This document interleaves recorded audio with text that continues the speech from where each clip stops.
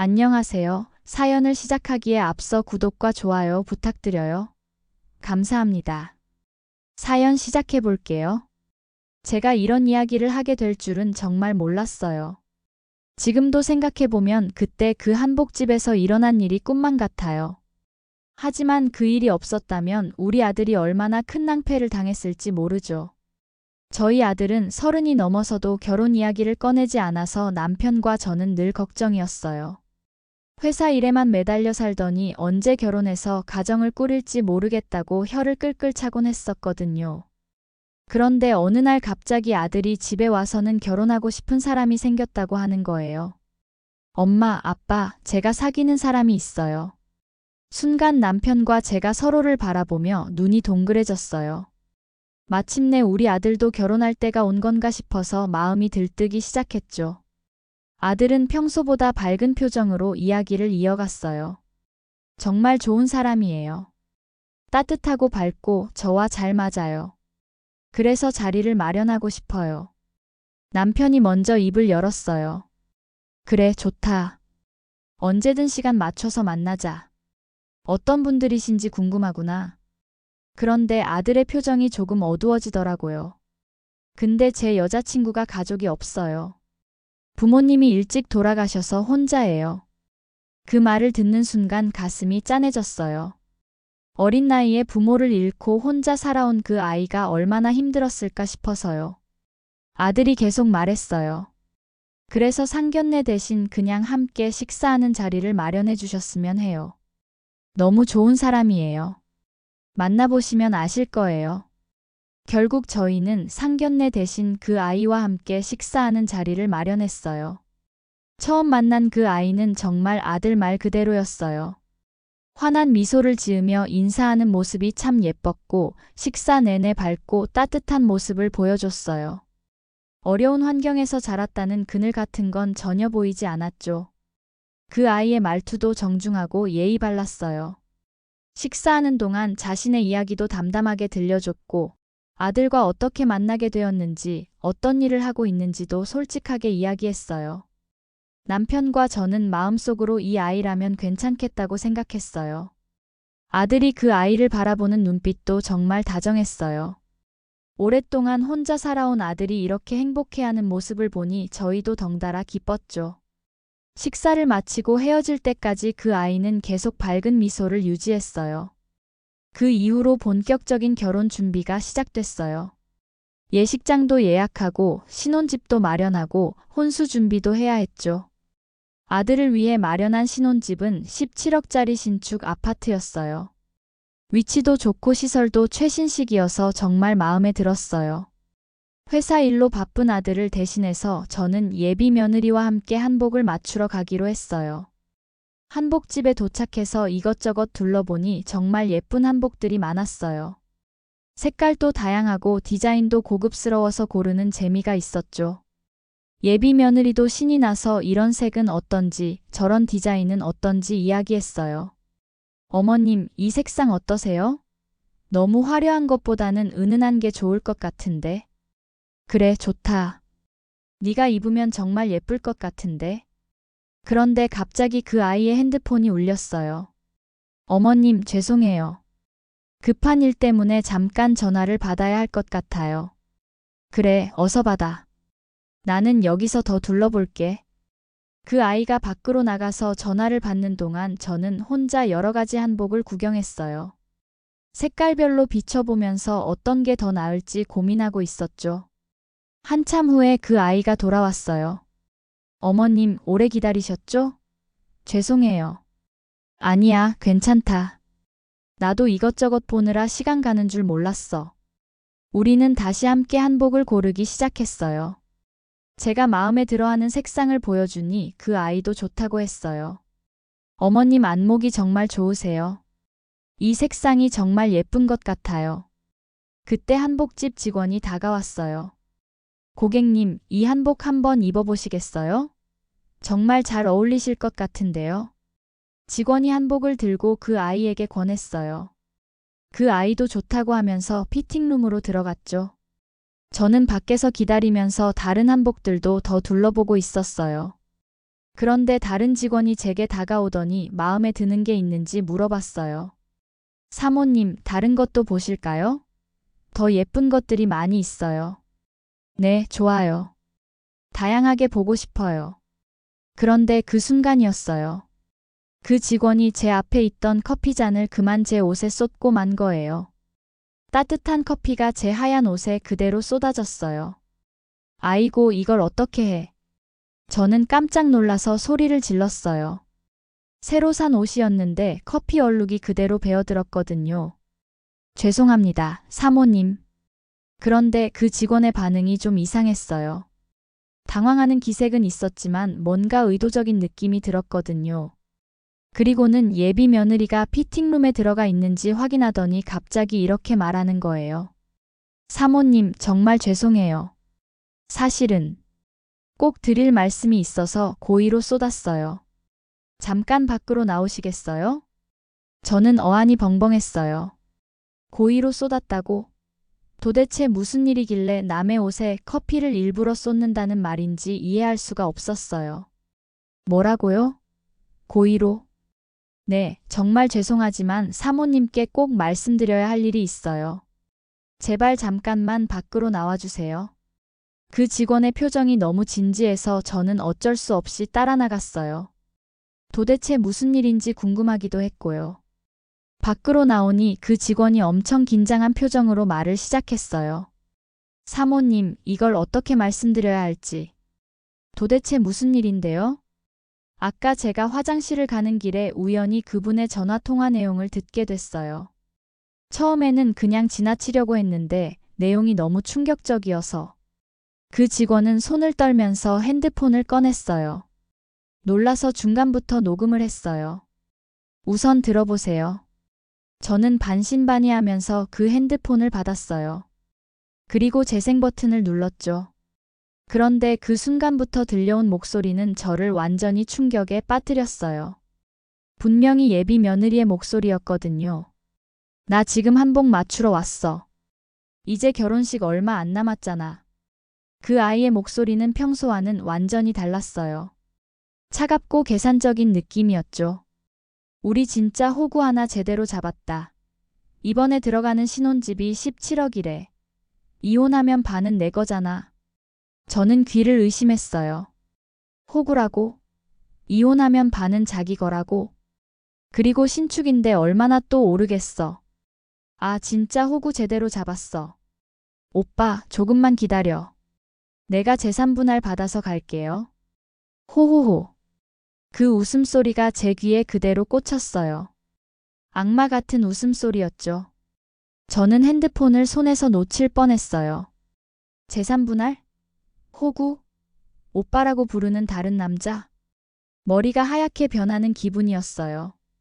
그동안 그렇게 착하고 따뜻하다고 생각했던 그 아이가 사실은 우리 아들의 재산만 노리고 접근한 거였어요. 게다가 다른 남자도 있으면서 결혼 후 이혼해서 재산을 가져가려는 계획까지 세워놓고 있었던 거죠. 사모님, 괜찮으세요? 직원이 걱정스러운 표정으로 제게 물어봤어요. 저는 간신히 정신을 차리고 대답했어요. 이 녹음 파일을 제게 보내주실 수 있나요? 네, 물론이죠. 사실 제가 이런 일에 끼어도 되는지 모르겠지만 그런 이야기를 듣고 모른 척하면 안 될 것 같았어요. 정말 고마워요. 일단 모른 척 해주세요. 저는 가슴이 두근거려서 제대로 말하기도 힘들었어요. 그런데 그때 피팅룸에서 그 아이가 나왔어요. 어머님, 어떠세요? 잘 어울리나요? 한복을 입은 그 아이는 여전히 환한 미소를 짓고 있었어요. 하지만 이제 그 미소가 가면처럼 느껴졌어요. 어떻게 저렇게 태어날 수 있을까 싶어서 소름이 돋았죠. 한복을 정하고 나서 우리는 집으로 돌아왔어요. 차 안에서 그 아이는 계속 결혼 이야기를 했어요. 신혼여행은 어디로 갈지, 집은 어떻게 꾸밀지, 아이는 언제쯤 가질지. 모든 게 계산된 연기처럼 들렸어요. 집에 도착해서 그 아이와 헤어진 후 저는 곧장 남편에게 이야기했어요. 여보, 큰일 났어요. 남편이 놀란 표정으로 저를 바라봤어요. 왜? 무슨 일이야? 라고 남편이 물어보자 저는 떨리는 손으로 핸드폰을 꺼내서 그 녹음 파일을 틀어줬어요. 남편도 처음에는 의아한 표정을 짓다가 점점 얼굴이 굳어지더라고요. 재생이 끝나자 남편이 정말 그 아이 목소리가 맞는지 물어봤어요. 저는 확실하다고 대답했죠. 한복집 직원이 직접 녹음한 거라고 설명했어요. 남편은 한동안 말을 못하더니 주먹을 불끈 쥐면서 이런 악독한 년이 있냐며 우리 아들을 완전히 속인 거라고 분노했어요. 저는 어떻게 해야 할지, 아들한테 말해야 할지 물어봤어요. 남편과 저는 밤새 고민했어요. 아들이 얼마나 충격을 받을지, 어떻게 받아들일지 걱정됐거든요. 하지만 결국 아들이 알아야 한다는 결론에 도달했어요. 다음 날 저희는 아들을 불러서 할 말이 있다고 했어요. 아들은 무엇인지 모르고 편안한 표정으로 앉으면서 무슨 일인지 물어봤어요. 저는 말문이 막혔어요. 어떻게 시작해야 할지 모르겠더라고요. 남편이 대신 어제 엄마가 그 아이와 한복 맞추러 갔는데 무슨 일이 있었다며 말을 시작했어요. 남편이 어제 있었던 일을 차근차근 설명했어요. 그리고 녹음 파일을 들려줬죠. 아들의 얼굴이 점점 하얗게 변해갔어요. 녹음이 끝나자 아들은 한동안 말을 못하더니 고개를 떨어뜨렸어요. 아들은 주먹을 불끈 쥐더니 일어나면서 자기가 직접 해결하겠다고 했어요. 남편이 아들에게 너무 충격받지 말고 미리 알게 된 게 다행이라고 위로했어요. 아들도 정말 다행이라고 하면서 만약 결혼하고 나서 알았다면 어떻게 됐을지 모른다며 말을 잇지 못했어요. 며칠 후 아들이 집에 왔어요. 표정이 많이 지쳐 보였지만 어떤 결심을 한 듯한 느낌이었어요. 아들이 헤어졌다고 말하자 저희는 어떻게 됐는지 물어봤어요. 아들이 그동안 있었던 일을 들려줬어요. 아들은 그 아이를 만나서 녹음 파일을 들려줬다고 해요. 처음에는 발뺌을 하려고 했지만 증거가 명확하니까 어쩔 수 없이 인정했다고 하더라고요. 아들이 그 오빠라고 부른 남자는 알고 보니 아들의 대학교 선배였고 아들이 돈이 많다는 걸 알고 계획을 세운 거였다고 하더라고요. 정말 치밀한 계획이었던 거죠. 아들의 선배가 아들의 상황을 파악하고 그 여자를 이용해서 접근한 거였어요. 아들 앞에서도 서로 잘못을 미루면서 싸웠다고 했어요. 자기는 그럴 생각이 아니었다면서 상대방 탓만 했다고 하더라고요.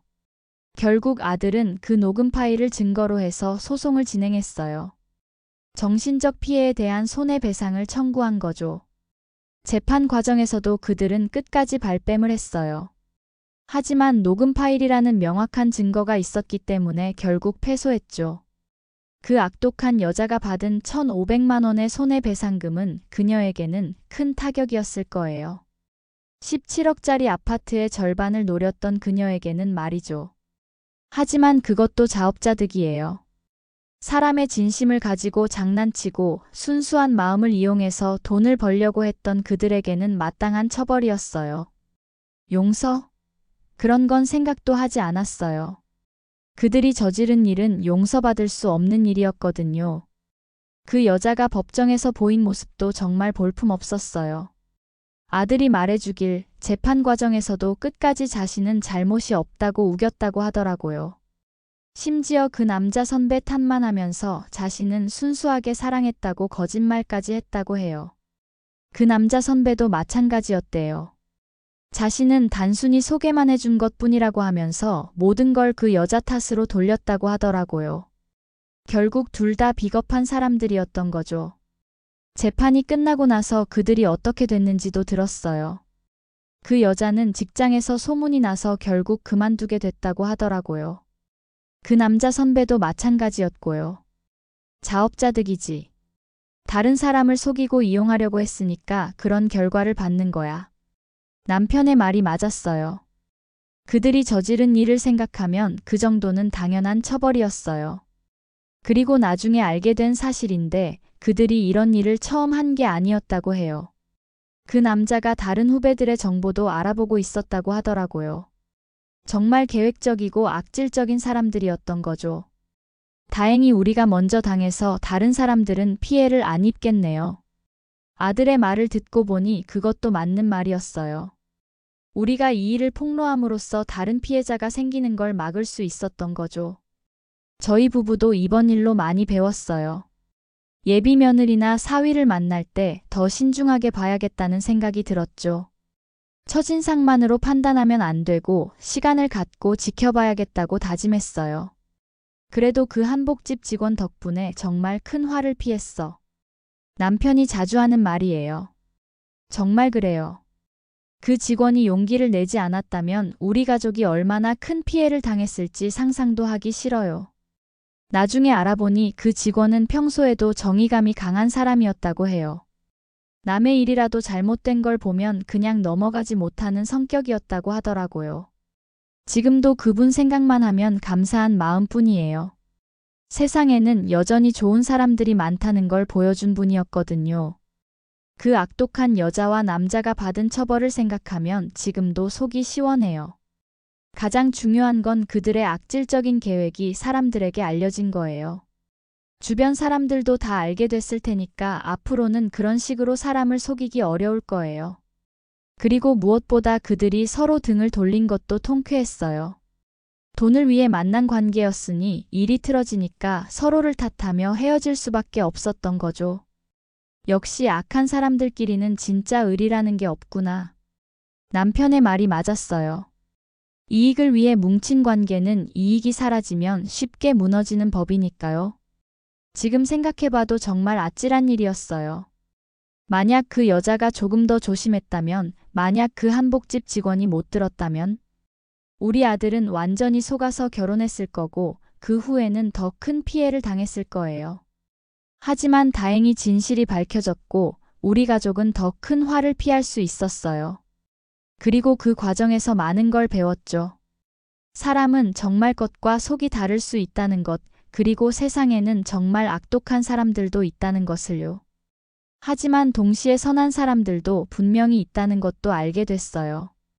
앞으로는 우리 아들이 진짜 좋은 사람을 만나서 행복하게 살았으면 좋겠어요. 이번 일은 정말 아픈 경험이었지만 어떤 면에서는 좋은 교훈이 되었을 거라고 생각해요. 그리고 저 역시 이번 일을 절대 잊지 않을 거예요. 앞으로 누군가를 만날 때는 더 신중하게, 더 깊이 있게 봐야겠다고 다짐했거든요. 세상은 복잡하고 어려운 곳이지만 그 속에서도 선이 악을 이기고 정의가 승리한다는 걸 이번 일을 통해 다시 한번 확인했어요. 그리고 그게 정말 다행이라고 생각해요. 제 긴 이야기를 끝까지 들어주셔서 감사합니다. 구독과 좋아요, 알림 설정까지 잊지 마세요.